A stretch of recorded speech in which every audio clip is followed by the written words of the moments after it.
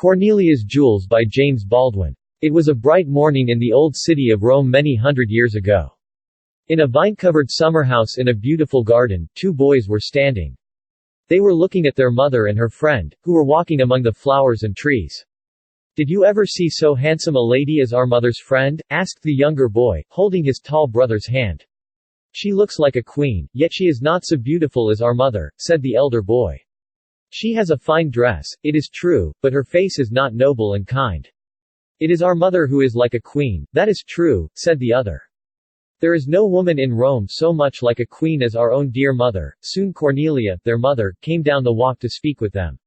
She was simply dressed in a plain white robe. Her arms and feet were bare, as was the custom in those days, and no rings nor chains glittered about her hands and neck. For her only crown, long braids of soft brown hair were coiled about her head, and a tender smile lit up her noble face as she looked into her son's proud eyes. "Boys," she said, "I have something to tell you." They bowed before her, as Roman lads were taught to do, and said, "What is it, mother? You are to dine with us today, here in the garden, and then our friend is going to show us that wonderful casket of jewels of which you have heard so much." The brothers looked shyly at their mother's friend. Was it possible that she had still other rings besides those on her fingers? Could she have other gems besides those which sparkled in the chains about her neck? When the simple outdoor meal was over, a servant brought the casket from the house. The lady opened it. Ah, how those jewels dazzled the eyes of the wondering boys.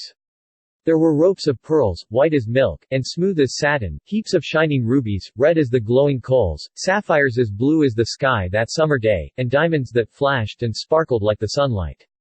The brothers looked long at the gems. "Ah," whispered the younger, "if our mother could only have such beautiful things." At last, however, the casket was closed and carried carefully away. "Is it true, Cornelia, that you have no jewels?" asked her friend.